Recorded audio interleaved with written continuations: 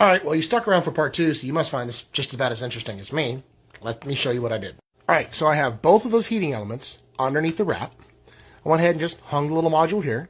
Now, this module has one plug in the bottom, so I had to use a little adapter so I could plug in both of those wraps.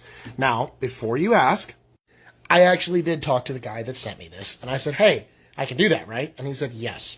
Each one of those is measured by how many watts it takes in, and you can tell by how many watts each one of these elements is, and as long as you don't exceed that, you're fine. Read the packaging and ask questions. The guy was super nice and helpful. In fact, he sent me this a while ago, and I've just been waiting for cold weather to get to play with it. So now, it's in here, it's heating, and it's trying to heat up. Now I can set the temperature, which we'll get to when we pick a yeast and a batch and everything else. And I've got the little sensor going up and through here and inside, but there's no liquid in here right now, so it's a little difficult. And this doesn't want to close up all the way just because this does take up a little more space. I can tell you, it feels warmer. Downside is I can't see this, but I'm not really worried about being able to see my temperature gauge because this is going to tell me exactly what my temperature is on the inside. For you Canadians up there, it does come with a Canadian temperature.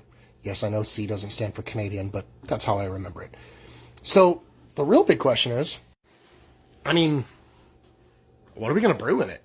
See, the reason why I even reached out to this guy in the first place was because I told him I don't brew very much this time of year because it's cold and I've got other things going on. And, well, for one, I haven't had this really cool equipment, and I haven't had a lot of people that were really paying that much attention to me brewing. So my brewing was kind of limited this time of the year.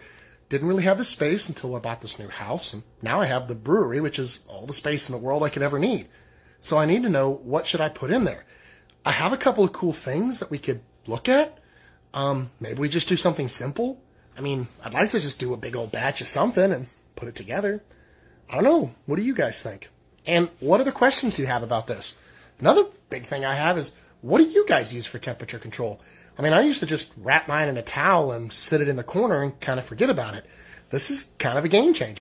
I know it might look kind of cumbersome and look like it takes up a lot of space, but it really doesn't. And I could probably clean up those cords a little bit, but that's why I have all this space out here set up just for this. So the kind of question is what should we do next? I got a bunch of honey that one of you guys sent me, so maybe we'll use his honey. That'd be good. That's kind of the fun part about having all of this new space and room and lots of new things to play with. I want you guys to give me some input. It's not that I'm running out of ideas. It's just I'm one of those brewers that's kind of stuck in my ways. I need you guys to help me kind of break out of it. So ask questions. Tell me what you want to see. Tell me if you think this is cool, or tell me if you think I should scrap it and go to something else. Make mead.